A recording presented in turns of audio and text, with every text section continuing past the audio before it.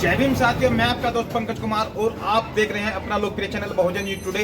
इससे सीधा प्रसारण बहुजन न्यूज टुडे चैनल के द्वारा आज हम महान हस्ती के साथ जुड़ने जा रहे हैं जो गरीबों के दलितों के मसीहा माने जाते हैं। भीम आर्मी राष्ट्रीय अध्यक्ष मंजीत सिंह नोटियाल जी का घर मैं आपको दिखाऊंगा कि कितने गरीब परिवार में ये रहते हैं। कैमरामैन जी जरा दिखाइए, कितने गरीब परिवार में भीम आर्मी के राष्ट्रीय अध्यक्ष जी रहते हैं। सीधा प्रसारण बहुजन न्यूज टुडे चैनल के द्वारा सीधी रिपोर्ट पंकज कुमार के साथ जिला सहारनपुर के तहसील बेहट से बड़ी खबर निकल के सामने आ रही है और मैं आपको आज लाइव भीम आर्मी के राष्ट्रीय अध्यक्ष मंजीत सिंह नोटियाल जी के साथ समक्ष पेश करूंगा और उनसे हम कुछ वार्तालाप करेंगे।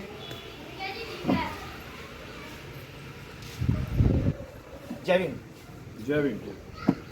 सर, जैसा कि समाज में माना जाता है कि आप दलित परिवार दलित समाज के लिए आंदोलनकारी सिद्ध हो रहे हैं, इस विषय में आप क्या कहेंगे? संघर्ष, त्याग और बलिदान, ये बाबा साहब डॉक्टर अम्बेडकर ने, मान्यवर साहब काशीराम जी ने, छत्रपति साहू जी महाराज ने, जितने भी संत और महापुरुष हुए हैं उन लोगों को हम लोगों ने पढ़ा है और हम लोग जो है उनके बताए हुए रास्तों पर चल रहे हैं और संघर्ष किया जा रहा है। और जब तक बाबा साहब का सपना पूरा नहीं होगा लड़ा जाएगा, लड़ेंगे। आप अपने परिवार के और अपने बारे में कुछ भी नहीं सोचते हैं, मात्र दलित समाज के बारे में ही 24 घंटे सोचते रहते हैं, इस विषय में आप क्या कहेंगे? क्या बाबा साहब ने अपने परिवार के लिए सोचा? मान्यवर साहब काशीराम जी ने सोचा? क्या गुरु रविदास जी ने अपने लिए सोचा? जितने भी बहुजन संत महापुरुष हुए, क्या उन्होंने अपने बारे में सोचा? तो मैं उन्हीं का अनुयायी। अपने परिवार के बारे में न सोचकर बहुजन समाज के लिए काम किया जा रहा है और मरते दम तक किया जाएगा। और जब तक उनका सपना पूरा नहीं होता, मैं वही कह रहा हूँ कि संघर्ष किया जाएगा। जैसा कि 2024 का इलेक्शन है, इसके विषय में आप क्या कहेंगे? देखिए, 2024 में जितने भी बड़े आंदोलनकारी हैं और जो बहुजन समाज के जो बड़े नेता हैं, लगातार उनसे बात चल रही है।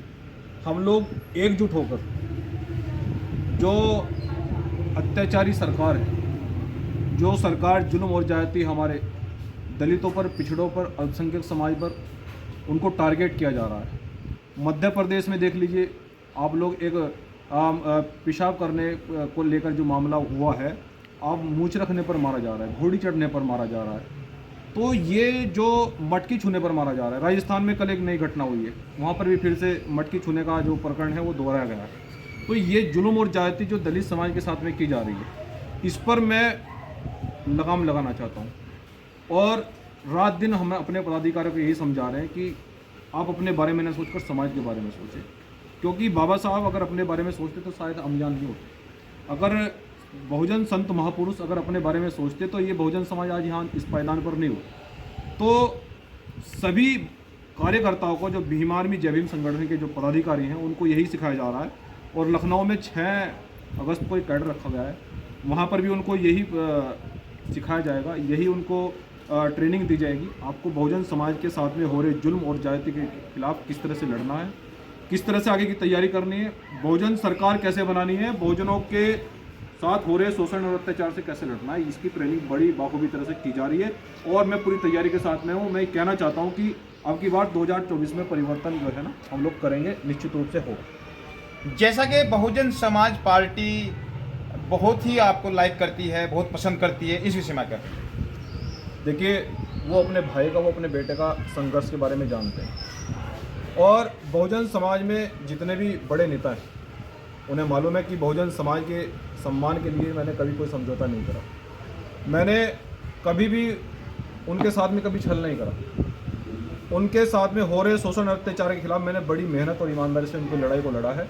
इसलिए वो जानते हैं कि मंजीत सिंह नोटियाल जहाँ भी कदम रखेंगे वो कदम कभी गलत नहीं हो सकता है। वो कदम बहुत सटीक होगा और देश के जो बहुजन समाज के और पार्टियों के जो नेता हैं, वो यही चाहते हैं कि मंजीत सिंह नोटियाल अब आगे नेतृत्व करे। और मैं उसके लिए बड़े पैमाने पर एक भूमिका बना रहा हूँ, युवाओं को जोड़ रहा हूँ और युवाओं से बड़े पैमाने पर चर्चा चल रही है। और युवा ये चाहता है कि अब हम लोग बहुजन समाज की सरकार पूरे देश के अंदर किस तरह से बनाएंगे, किस तरह से हम लोग एकजुट हो सकते हैं। और बड़े आंदोलनों की तैयारी भी है और उसके गंभीरता से चर्चा चल रही है। हमारे साथ जुड़े हुए थे राष्ट्रीय अध्यक्ष भीम आर्मी से श्री मंजीत सिंह नौटियाल जी।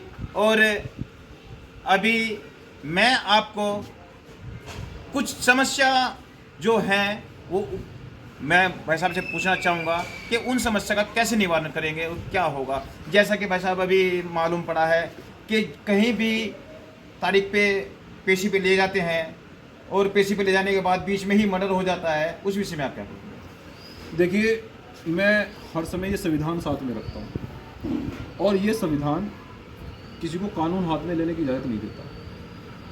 मुझे लगता है कि जो लोग कानून हाथ में ले रहे हैं, जो अपने आप से न्याय कर रहे हैं, तो वो संविधान विरोधी हैं। वो संविधान के पक्ष में कभी नहीं हो सकते हैं। जैसे कल भी एक नई घटना देखने को सामने आई है, राजस्थान में कोई एक घटना घटी है, वहाँ पे पेशी पे लेकर मुजरिम को लेकर गए थे और रास्ते में ही बस में उसको मार दिया गया है, उस विषय में आप क्या कहेंगे? उसका कारण है, उसका सबसे बड़ा कारण है कि राजस्थान की जो राजधानी है जयपुर, न्यायालय के बाहर में एक मनु की जो फोटो लगी है, किसी नेता की या किसी भी व्यक्ति की राजस्थान के अंदर इतनी हिम्मत नहीं हुई कि उस प्रतिमा को वो हटा दे या इस प्रतिमा का विरोध करे।